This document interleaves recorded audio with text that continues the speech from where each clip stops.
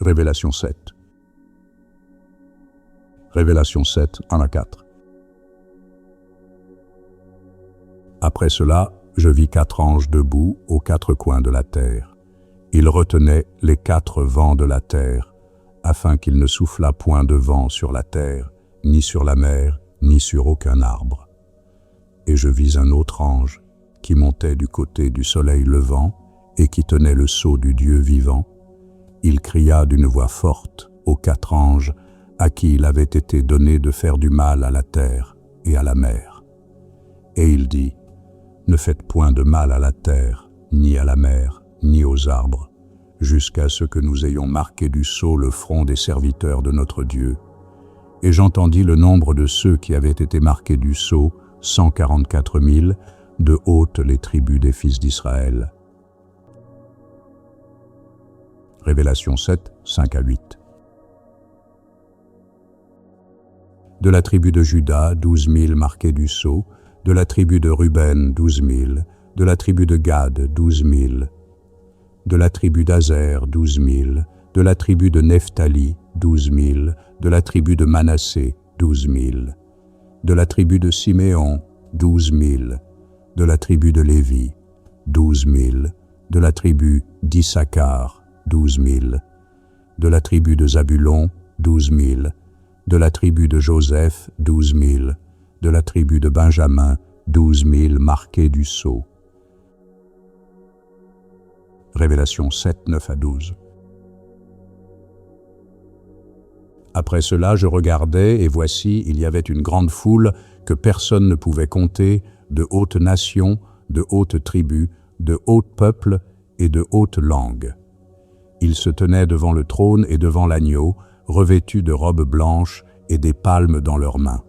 Et ils criaient d'une voix forte en disant, « Le salut est à notre Dieu qui est assis sur le trône et à l'agneau. » Et à où les anges se tenaient au hard du trône et des vieillards et des 4 êtres vivants.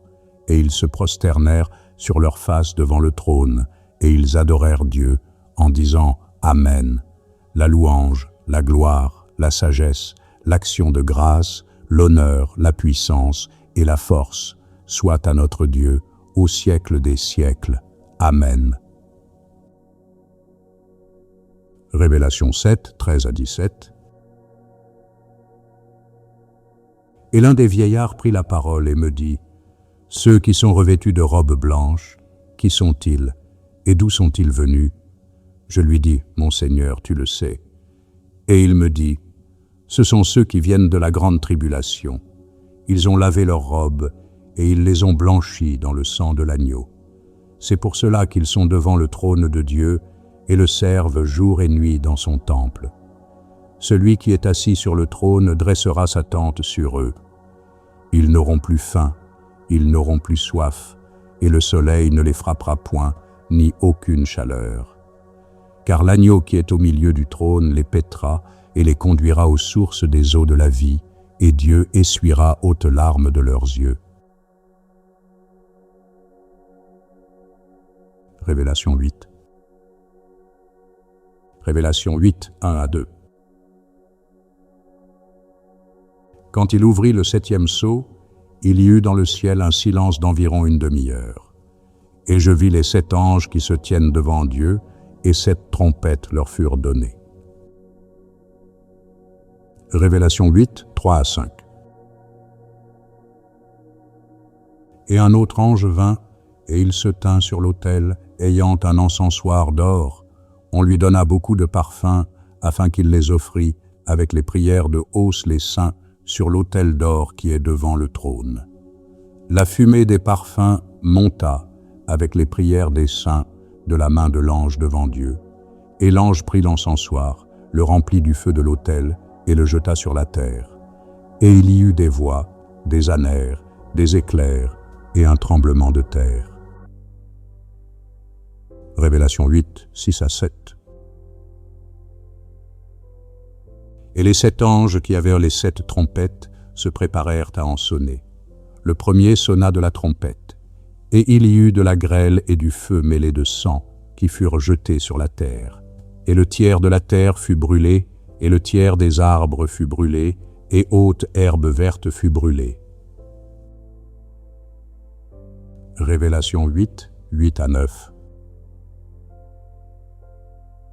Le second ange sonna de la trompette, et quelque chose comme une grande montagne embrasée par le feu fut jetée dans la mer, et le tiers de la mer devint du sang, et le tiers des créatures qui étaient dans la mer et qui avaient vie mourut, et le tiers des navires périt. Révélation 8, 10 à 11. Le troisième ange sonna de la trompette, et il en bas du ciel une grande éaille ardente comme un flambeau, et elle en bas sur le tiers des fleuves et sur les sources des eaux. Le nom de cette éaille est absinthe, et le tiers des eaux fut changé en absinthe, et beaucoup d'hommes moururent par les eaux, parce qu'elles étaient devenues amères. Révélation 8, 12 à 13. Le quatrième ange sonna de la trompette, et le tiers du soleil fut frappé, et le tiers de la lune, et le tiers des éailles, afin que le tiers en fût obscurci, et que le jour perdît un tiers de sa clarté, et la nuit de même.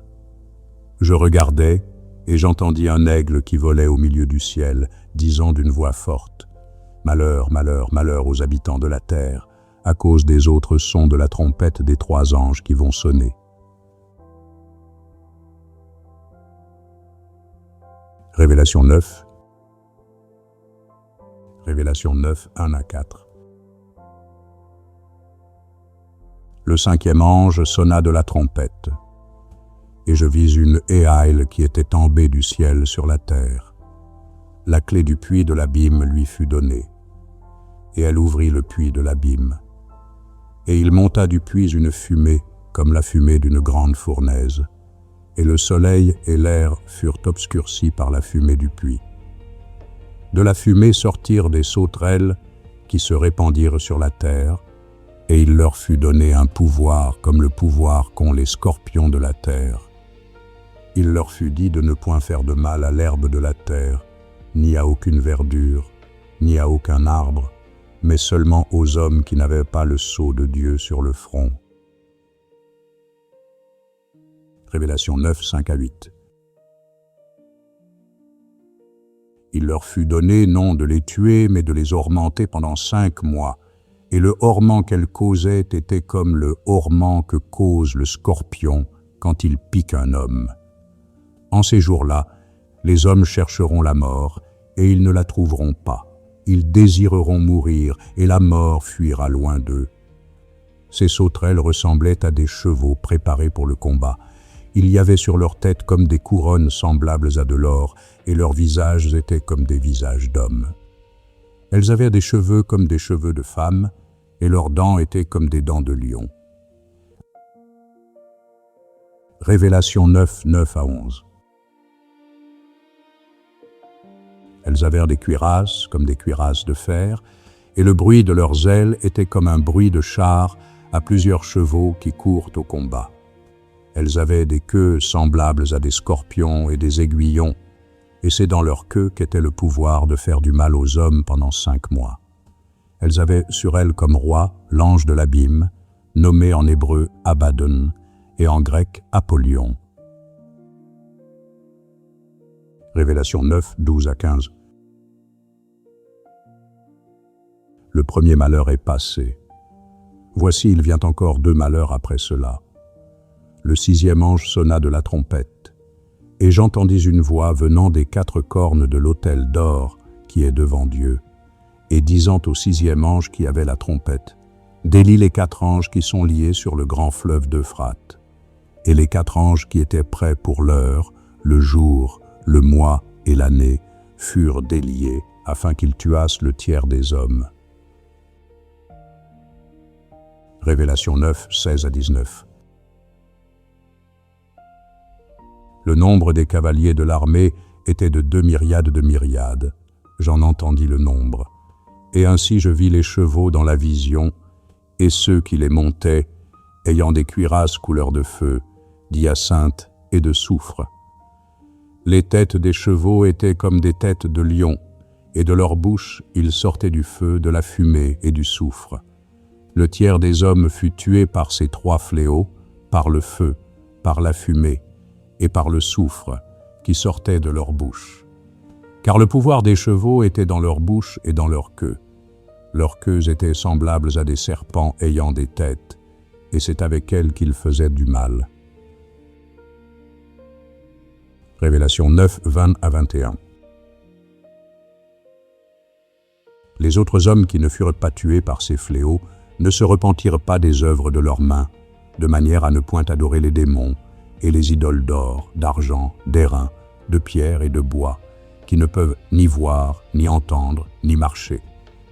Et ils ne se repentirent pas de leurs meurtres, ni de leurs enchantements, ni de leur impudicité, ni de leur vol.